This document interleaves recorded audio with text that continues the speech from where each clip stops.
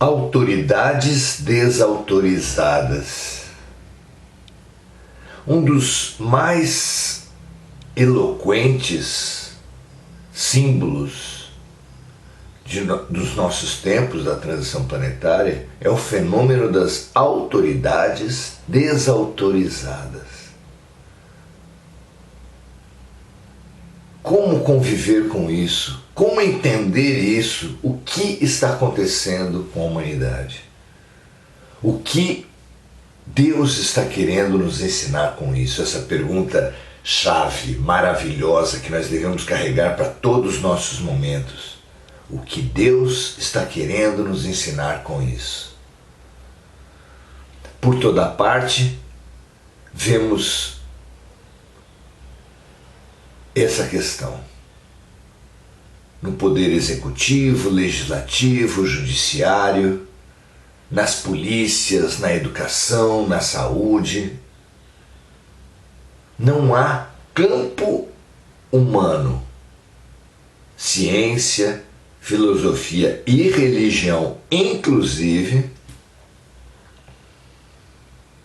onde não se verifique esse fenômeno das autoridades desautorizadas. Um dos mais tristes campos onde isso acontece é na família,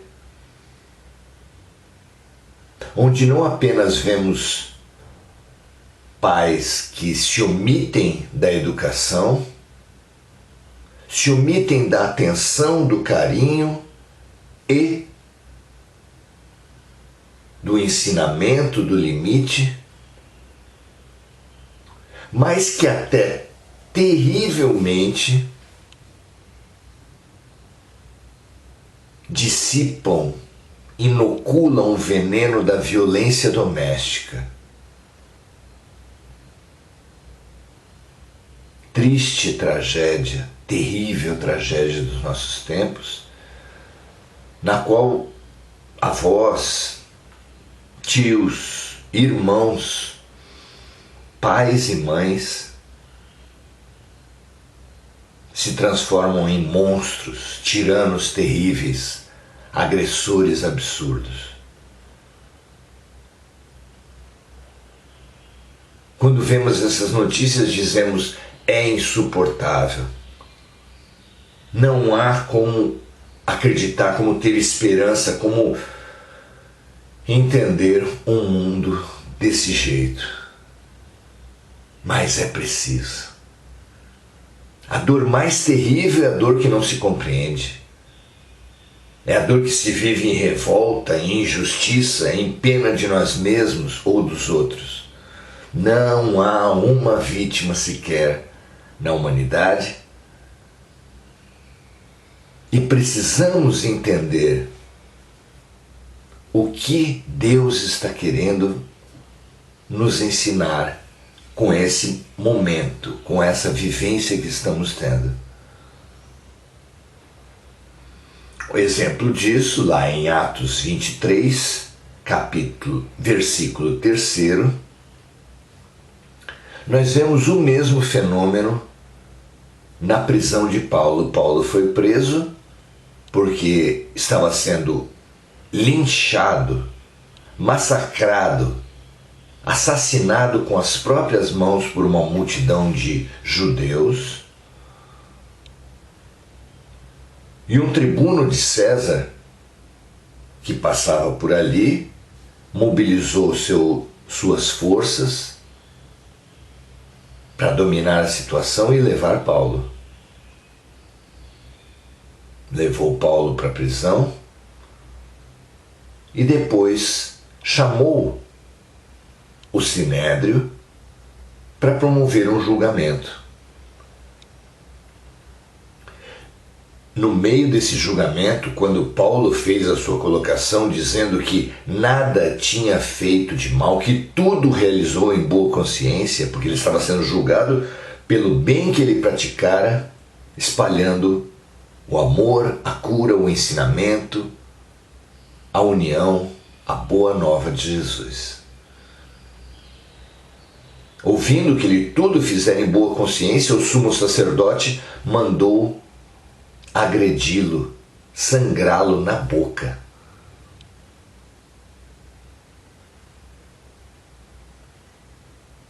Então, é a passagem que nós lemos hoje. Então Paulo lhe disse: Deus te ferirá, parede branqueada. Tu estás aqui assentado para julgar-me conforme a lei? E contra a lei me mandas ferir? Vejam só, amigos, o mesmo fenômeno que acontece hoje com as autoridades desautorizadas.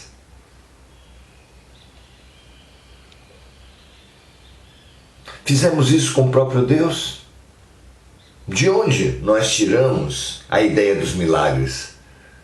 Transgressões promovidas por Deus contra suas próprias leis. É que no nosso egocentrismo, nós nada conseguimos enxergar senão a partir de nós mesmos. E por toda a história humana, sempre houve, hoje, infelizmente, de uma forma profunda e disseminada, autoridades que boicotaram sua própria autoridade.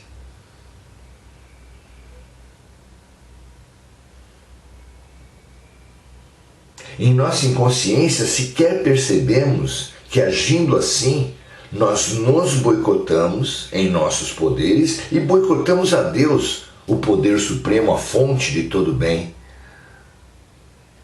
Que autoridade pode ter um médico que fuma, um professor que não lê, um dentista com os dentes podres? Não é verdade? E o fenômeno é universal. Pais que ostentam ou camuflam seus defeitos perante seus filhos perdem a autoridade. Não é? Um pai alcoólatra que encontra um filho bêbado e o acusa e o aconselha a parar de beber, não tem força alguma. Somente aquele pai alcoólatra que admitisse o seu alcoolismo, que refletisse junto com o filho, estimulando-o a admitir o seu próprio alcoolismo e que fossem se tratar juntos,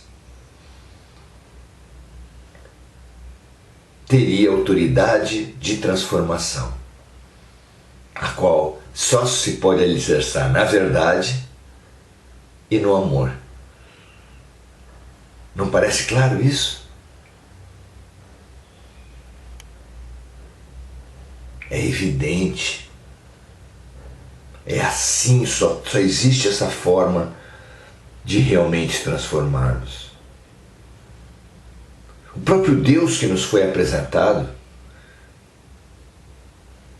que ensina a ser pacífico e é irado, ensina a perdoar e destina os errados aos castigos eternos.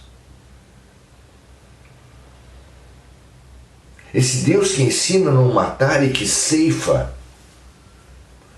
por sua própria vontade vidas, milhares de vidas todos os dias, esse Deus não existe. Essa ética de impor aos outros atitudes, valores que nós nem pensamos em seguir, a ética farisaica, em que policiais transgridem a lei, em que juízes se colocam acima da lei, parlamentares, presidentes. Essa ética não existe. Essas autoridades não existem. E no projeto pedagógico de Deus, uma só é a função desses nossos tempos. Afinal de contas, depois de estimular os filhos a engatinharem, depois de apoiar com as duas mãos e estimular os filhos a darem os primeiros passos. Quando os pais, os tios, os avós, os irmãos mais velhos sentem que a criança tem mais firmeza, o que fazem eles? Largam uma mão. Quando sentem que já estão na idade de caminhar sozinhos e possuem alguma firmeza, o que fazem eles? Largam as duas mãos. Foi isso que Deus fez conosco nesses nossos tempos. Nos deixou sem as muletas, sem os apoios, para que nós nos estimulemos a caminhar por nós, a fazer o bem por nós, a atender à suprema autoridade da nossa própria consciência. Esse é o maravilhoso ensino do momento. Com alegria, com descoberta, com euforia infantil, nós devemos perceber que nós podemos agir bem, pela correção, pela justiça, pelo amor que habita em nós. Ah, mas é muito difícil. Ah, mas é muito sofrido viver assim. Não seja. Entendamos o profundo caráter pedagógico que tem nesse momento. E acima de tudo, sintamos Deus à nossa volta, através de espíritos guardiões, espíritos familiares, espíritos orientadores, socorristas, e das pessoas que estão à nossa volta, que são Deus falando conosco, de uma forma ou de outra. Porque o pai, a mãe, quando largam a mão dos filhos que começam a andar, eles não os abandonam jamais. Ao contrário, ficam à volta, estendem os braços, protegem, tiram os obstáculos. Não é? Nunca o deixam fora do seu alcance. Não se esqueça, meu amigo, minha amiga, Deus está sempre ao alcance de uma oração. Que assim seja com todos nós. Alegria, confiança, descoberta e oração para todos nós. Um grande abraço, até a próxima.